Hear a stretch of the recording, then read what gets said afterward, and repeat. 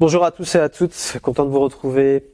Voilà, aujourd'hui Genèse 37, 14, toujours avec l'histoire de Joseph et le père qui va l'envoyer donc en mission. Et il lui dit qu'il doit partir prendre soin de ses frères. Va, je te prie, et vois si tes frères sont en bonne santé et si le troupeau est en bon état. Tu m'en rapporteras des nouvelles. Il l'envoya ainsi de la vallée d'Hébron et Joseph alla à Sichem. Amen. On voit que Joseph part dans une vallée, à partir d'une vallée, et puis va partir vers Sichem. Et simplement pour nous rappeler qu'aujourd'hui, quand on marche avec Dieu, quand on est en mission avec Dieu, parfois il y a des passages par la vallée. C'est des passages obligatoires, mais c'est des passages qui sont bons pour nous, parce que c'est des passages qui nous amènent à une transformation de vie et à vivre des expériences avec Dieu qu'on ne vivrait pas autrement, et qui vont former notre vie pour glorifier Dieu. Quand on passe par une vallée, c'est quoi une vallée? En fait, la définition d'une vallée, c'est là où il y a des ombres. C'est là où, on est un peu perdu, c'est ténébreux. Et c'est pas un endroit où on a envie de vivre. Parce qu'il fait frais, c'est pas quelque chose qui nous attire, en fait. Mais les vallées, ça peut représenter aussi les temps de désert, où on se sent dans un temps de solitude avec Dieu. Ou des temps où on est dans des tempêtes, des temps d'épreuve. Tout ça, ce sont des vallées, en fait. C'est ce que nous détermine la parole de Dieu. Et en fait, on a toujours ce genre de choses qui arrivent dans nos vies. Et le Seigneur nous pousse à les traverser. Et parfois, c'est lui-même qui nous emmène dans ces choses-là pour qu'on puisse bien grandir avec lui. Prendre un exemple, Matthieu 8, 24 et 28. Et voici, il s'éleva sur la mer une si grande tempête que la barque était couverte par les flots. Et lui, il dormait. Les disciples, s'étant approchés, le réveillèrent et dirent « Seigneur, sauve-nous, nous périssons. » Et il leur dit « Pourquoi avez-vous peur, gens de peu de foi ?» Alors il se leva, menaça les vents et la mer, et il y eut un grand calme. Ces hommes furent saisis d'étonnement. « Quel est celui-ci, disait-il, à qui obéissaient même les vents et la mer ?» Lorsqu'il fut à l'autre bord, dans le pays des Gadaréniens, 2 démoniaques sortant des sépulcres vinrent au-devant de lui. Ils étaient si furieux que personne n'osait passer par là. Amen. On voit que là, c'est Jésus-Christ, en fait, qui va demander à ses disciples de passer à l'autre bord parce qu'il y a une mission en cours. Et ce passage par la tempête, c'est le passage par la vallée.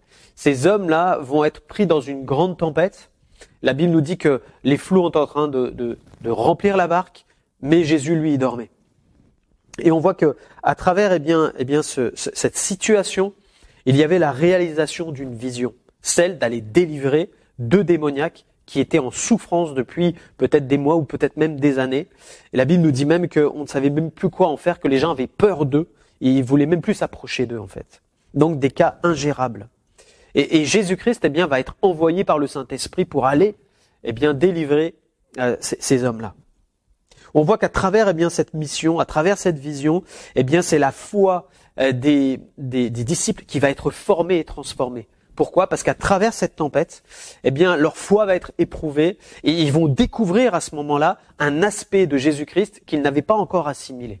Pourtant, ils avaient vu Jésus-Christ faire des miracles, des guérisons, mais ils n'avaient pas compris que Jésus-Christ était l'autorité suprême. Et que même une tempête lui était soumise. Et ils vont être étonnés, la Bible nous le dit. Ils vont être étonnés. Et Jésus va les interpeller en disant « Mais gens de peu de foi, mais pourquoi vous doutez ?» Et cette révélation va venir transformer leur vie. Ils vont prendre une autre dimension et ils vont prendre une épaisseur dans la foi qu'ils n'avaient pas avant. Et quand tu passes par la vallée, mon frère, ma sœur, quand tu passes par un temps d'épreuve, Dieu est en train de fortifier ta foi en premier.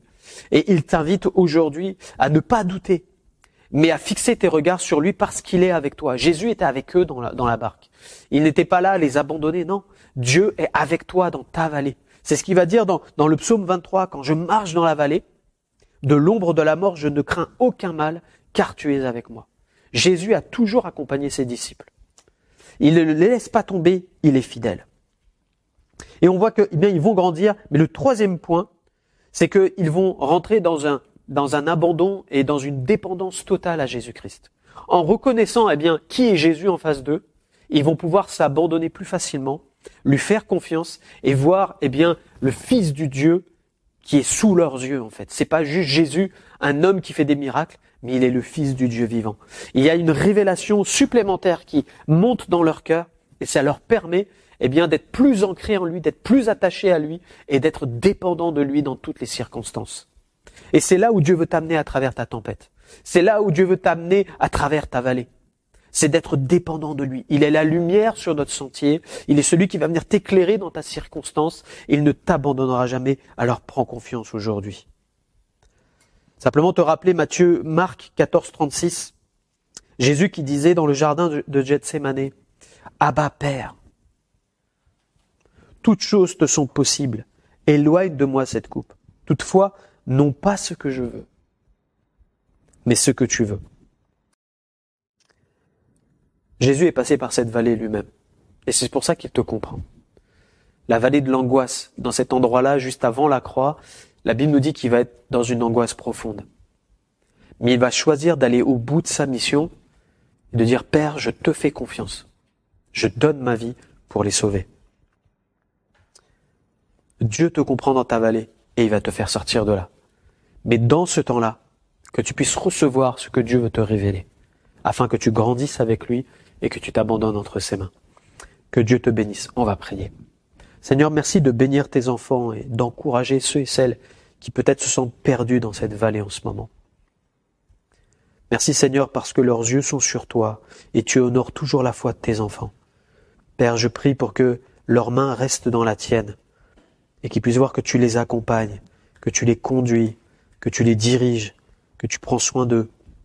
Père, je prie pour que leur foi reste ferme et que quelles que soient les tentations, les oppositions, que Seigneur mon Dieu, ils puissent voir que tu es celui qui va les faire sortir victorieux de ce temps-là. Je te loue Seigneur pour ce que tu as préparé pour leur vie. Gloire à toi notre Dieu. Amen. Que Dieu vous bénisse.